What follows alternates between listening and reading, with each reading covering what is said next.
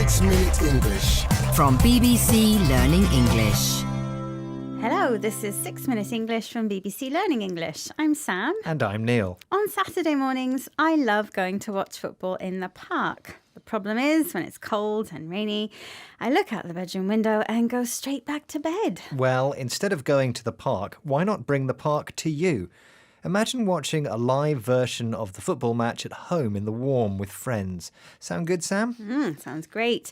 But how can I be in two places at once? Is there some amazing invention to do that? There might be, Sam, and it could be happening sooner than you think, thanks to developments in VR, or virtual reality. According to Facebook boss Mark Zuckerberg, in the future we'll all spend much of our time living and working in the metaverse, a series of virtual worlds.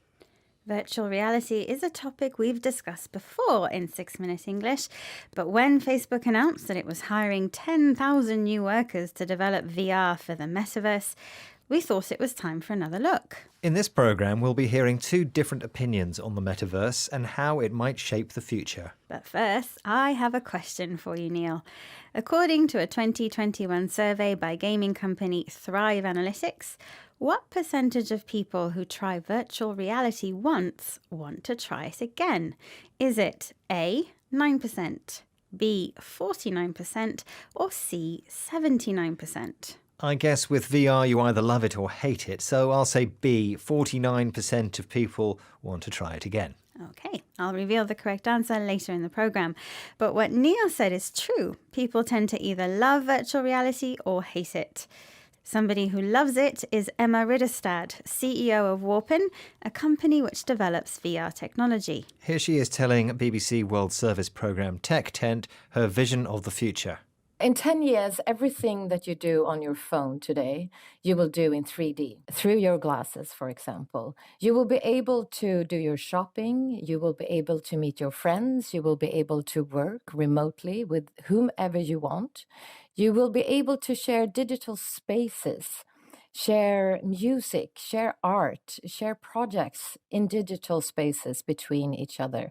And you will also be able to integrate the digital objects in your physical world, making the world much more phygital than it is today. Virtual reality creates 3D, or three-dimensional experiences where objects have the three dimensions of length, width, and height. This makes them look lifelike and solid, not two-dimensional and flat. Emma says that in the future, VR will mix digital objects and physical objects to create exciting new experiences, like staying at home to watch the same football match that is simultaneously happening in the park. She blends the words physical and digital to make a new word describing this combination: phygital. But while a phygital future sounds like paradise to some, others are more sceptical. They doubt that VR will come true or be useful. One such skeptic is technology innovator Dr. Nicola Millard. For one thing, she doesn't like wearing a VR headset, the heavy helmet and glasses that create virtual reality for the wearer, something she explained to the BBC World Service's Tech Tent.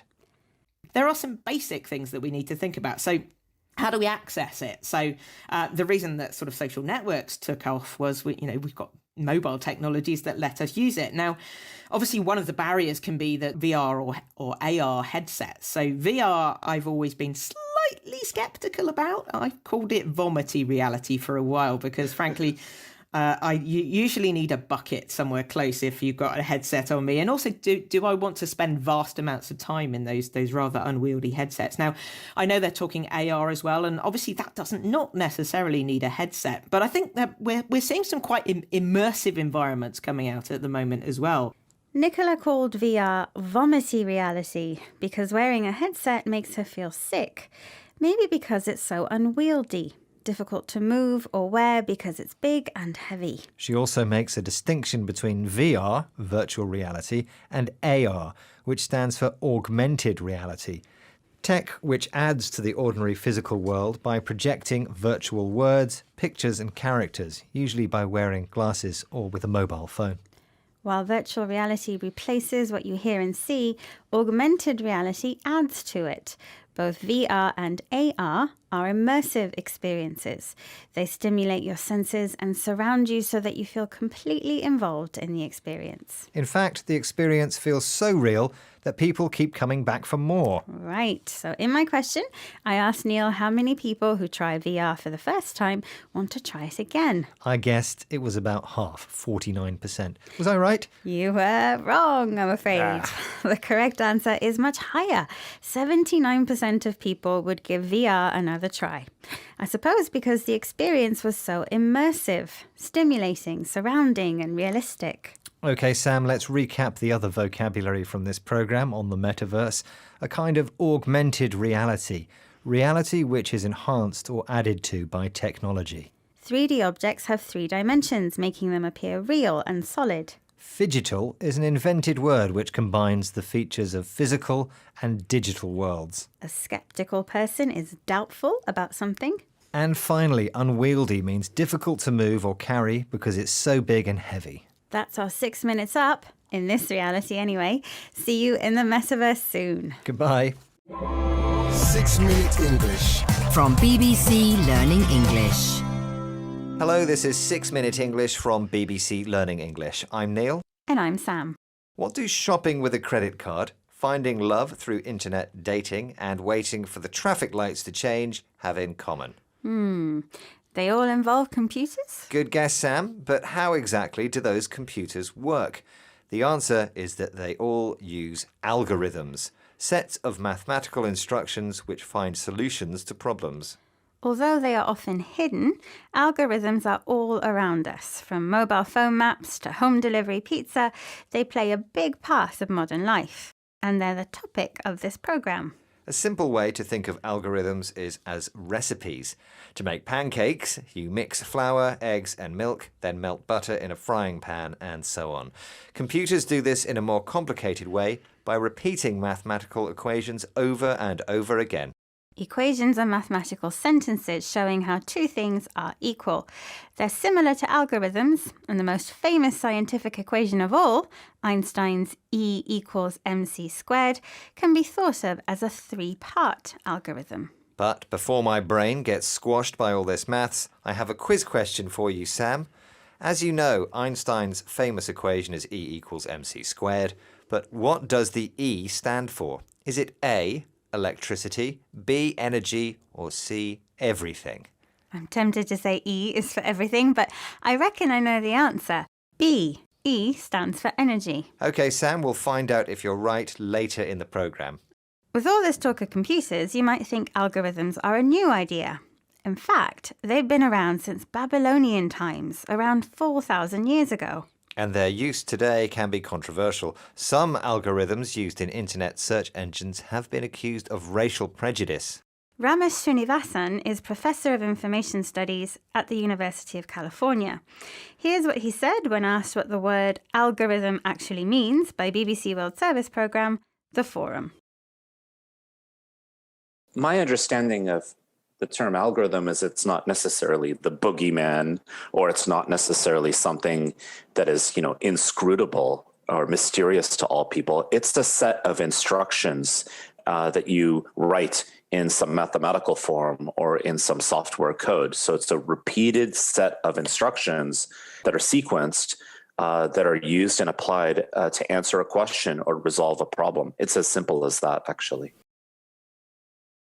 Some think that algorithms have been controversial, but Professor Srinivasan says they are not necessarily the bogeyman. The bogeyman refers to something people call bad or evil to make other people afraid. Professor Srinivasan thinks algorithms are neither evil nor inscrutable, not showing emotions or thoughts, and therefore very difficult to understand. Still, it can be difficult to understand exactly what algorithms are, especially when there are many different types of them. So let's take an example. It's autumn, and we want to collect all the apples from our orchard and divide them into 3 groups: big, medium, and small. One method is to collect all the apples together and compare their sizes. But doing this would take hours. It's much easier to first collect the apples from only one tree, divide those into big, medium, or small, and then repeat the process for the other trees, one by one. That's basically what algorithms do. They find the most efficient way to get things done, or in other words, get the best results in the quickest time. Mathematics professor Ian Stewart agrees. Listen as he explains how the algorithm called Bubble Sort works to BBC World Service programme The Forum. Think of when your computer is sorting emails by date, and maybe you've got 500 emails and it sorts them by date in a flash. Now, it doesn't use the bubble sort, but it does use a sorting method. And if you tried to do that by hand, it would take you a very long time, whatever method you used. Professor Stewart describes how algorithms sort emails. To sort is a verb meaning to group together things which share similarities. Just like grouping the apples by size, sorting hundreds of emails by hand would take a long time. But using algorithms, computers do it in a flash, very quickly or suddenly.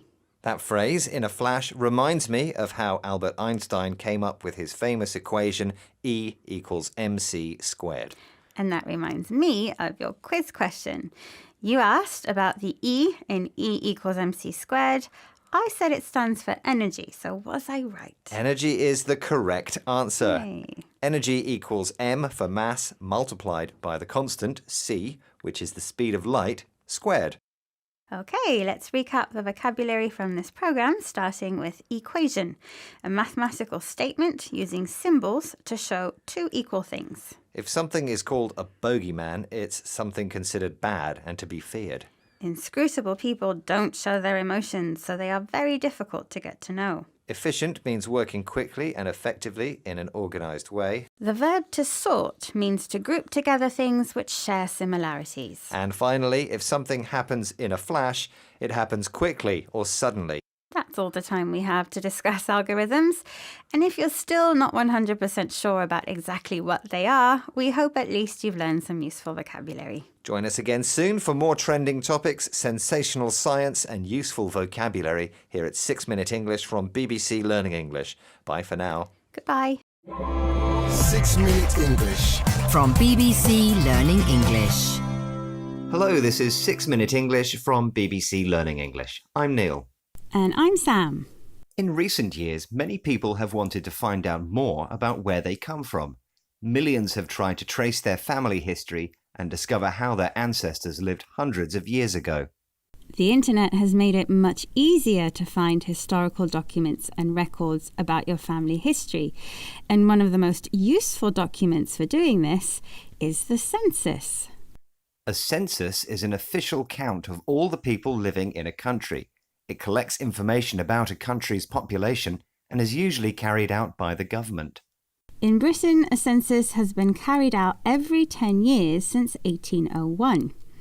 In 2002, when census records from 100 years before became available online, so many people rushed to their computers to access them that the website crashed.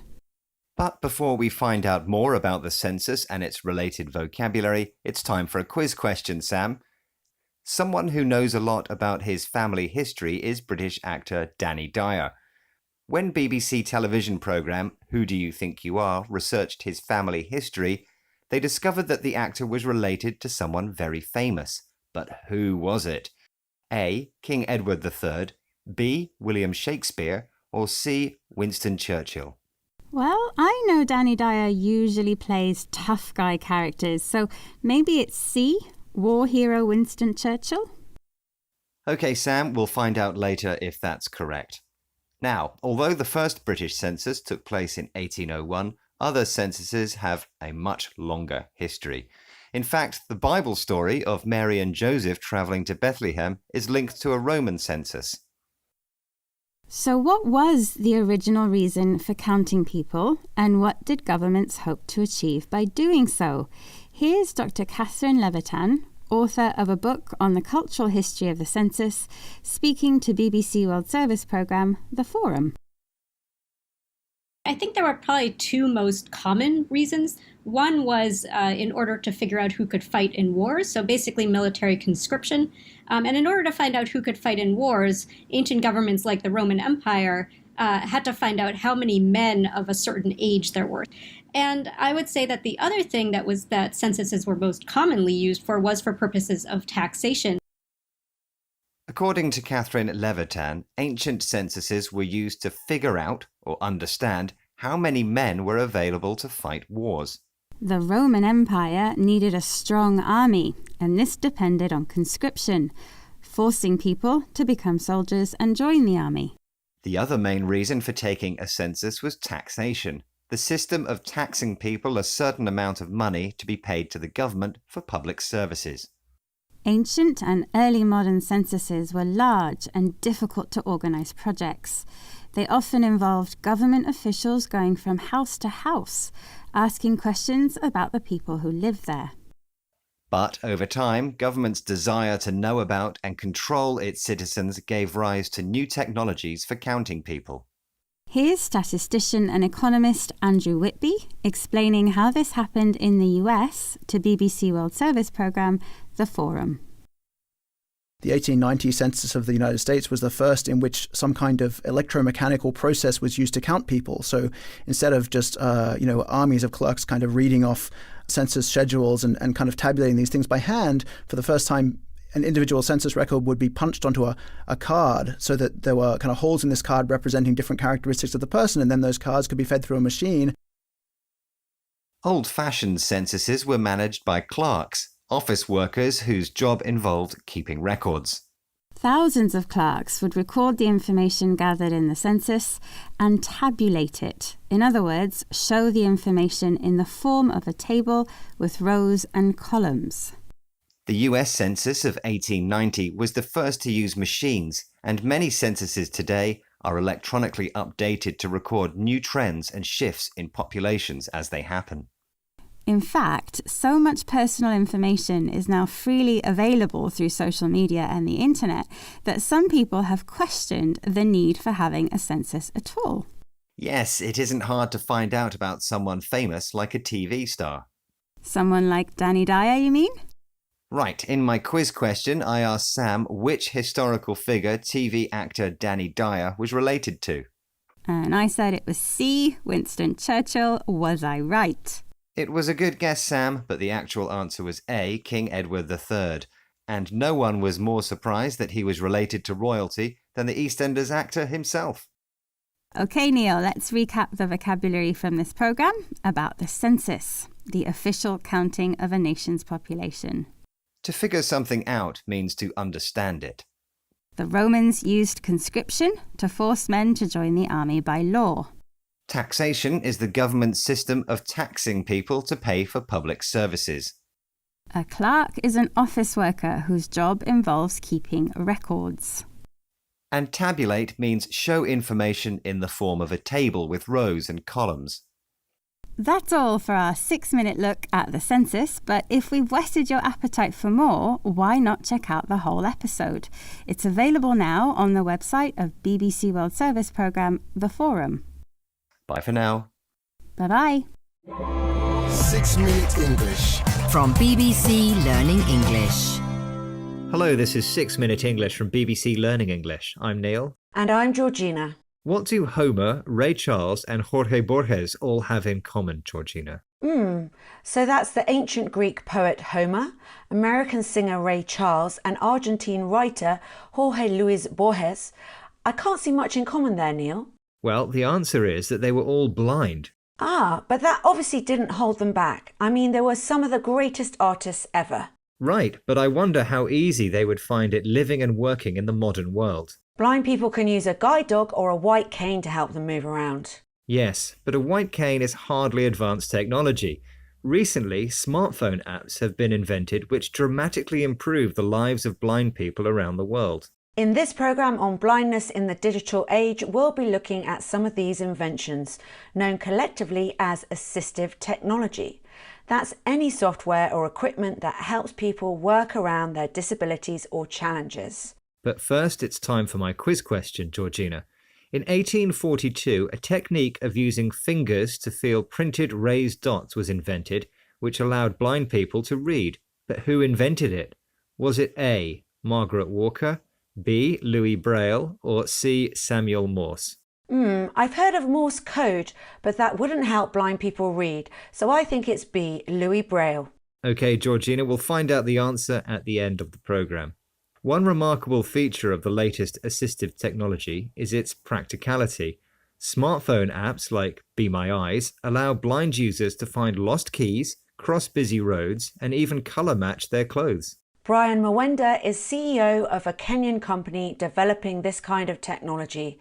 Here he explains to BBC World Service Programme Digital Planet how his devices seek to enhance, not replace, the traditional white cane. The device is very compatible with any kind of white cane. So once you clip it onto any white cane, it works perfectly to detect the obstacles in front of you. And it relies on echolocation. So echolocation is the same technology used by bats and dolphins to detect prey and obstacles and all that. You send out a sound pulse, and then once it bounces off an obstacle, you can tell how far the obstacle is. When attached to a white cane, the digital device, called Sixth Sense, can detect obstacles, objects which block your way, making it difficult for you to move forward. Sixth Sense works using echolocation, a kind of ultrasound like that used by bats, who send out sound waves which bounce off surrounding objects. The returning echoes show where these objects are located. Some of the assistive apps are so smart they can even tell what kind of object is coming up ahead, be it a friend, a shop door, or a speeding car. I guess being able to move around confidently really boosts people's independence. Absolutely, and it's challenging stereotypes around blindness too. Blogger Fern Lulham, who is blind herself, uses assistive apps every day. Here she is talking to BBC World Service's Digital Planet. I think the more that society sees blind people in the community, at work, in relationships, it does help to tackle all of these stereotypes. It helps people to see blind and visually impaired people in a whole new way. And it just normalizes disability. That's what we need. We need to see people just getting on with their life and doing it. And then people won't see it as such a big deal anymore. It'll just be the ordinary. Fern distinguishes between people who are blind or unable to see and those who are visually impaired, experienced a decreased ability to see. Assistive tech helps blind people lead normal, independent lives within their local communities.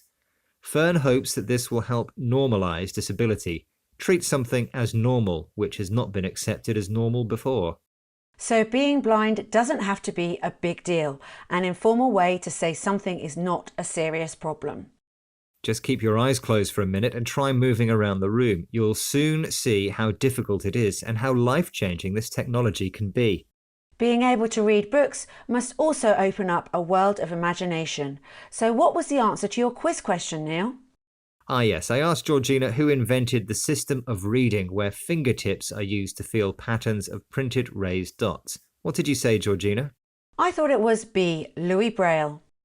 Which was, of course, the correct answer. Well done, Georgina. Louis Braille, the inventor of a reading system which is known worldwide simply as Braille.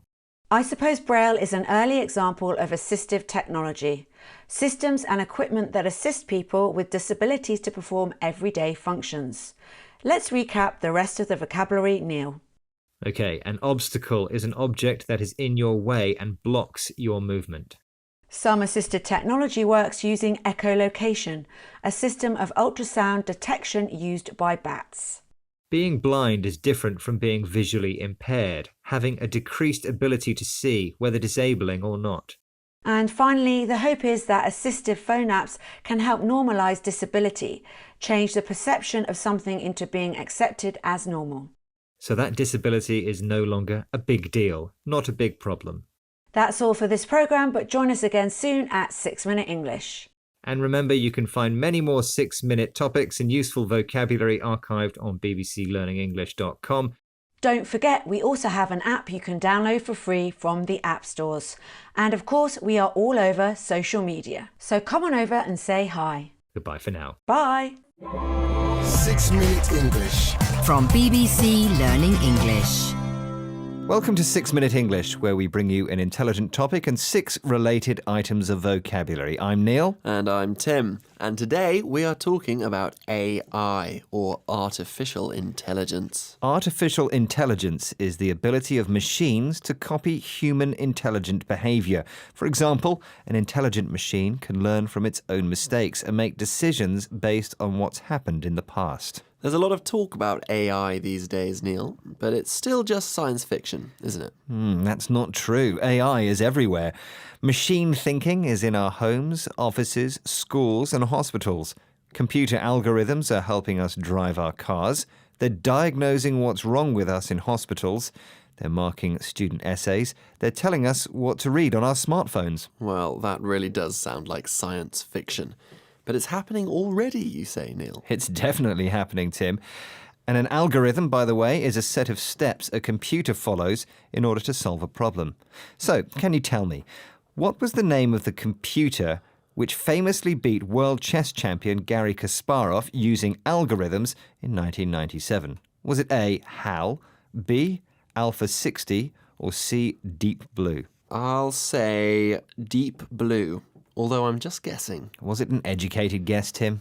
I know a bit about chess. An educated guess is based on knowledge and experience and is therefore likely to be correct. Well, we'll find out later on how educated your guess was in this case, Tim. Indeed. But getting back to AI and what machines can do, are they any good at solving real-life problems? Computers think in zeros and ones, don't they? That sounds like a pretty limited language when it comes to life experience. You would be surprised at what those zeros and ones can do, Tim.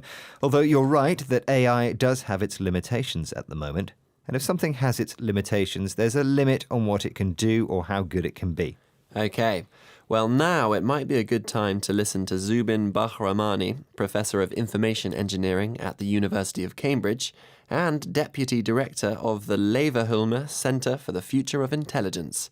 He's talking about what limitations AI has at the moment.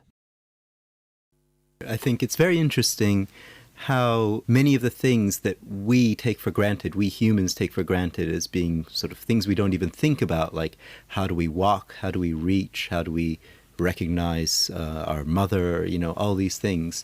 When you start to think about how to implement them on a computer, you realize that it's those things that are incredibly difficult to get computers to do, and that's where the current cutting edge of research is. If we take something for granted, we don't realize how important something is. You sometimes take me for granted, I think, Neil. No, I never take you for granted, Tim. You're far too important for that. Good to hear. So things we take for granted are doing everyday tasks like walking, picking something up, or recognizing somebody. We implement or perform these things without thinking, whereas it's cutting-edge research to try and program a machine to do them. Cutting edge means very new and advanced. It's interesting, isn't it, that over 10 years ago a computer beat a chess grandmaster, but the same computer would find it incredibly difficult to pick up a chess piece. I know, it's very strange. But now you've reminded me that we need the answer to today's question. Which was, what was the name of the computer which famously beat world chess champion Garry Kasparov in 1997? Now, you said Deep Blue, Tim, and that was the right answer. You see, my educated guess was based on knowledge and experience. Or maybe you were just lucky. So, the IBM supercomputer Deep Blue played against US world chess champion Garry Kasparov in 2 chess matches. The first match was played in Philadelphia in 1996 and was won by Kasparov. The second was played in New York City in 1997 and won by Deep Blue. The 1997 match was the first defeat of a reigning world chess champion by a computer under tournament conditions. Let's go through the words we learned today. First up was artificial intelligence, or AI, the ability of machines to copy human intelligent behavior. There are AI programs that can write poetry. Do you have any examples you can recite? Afraid I don't.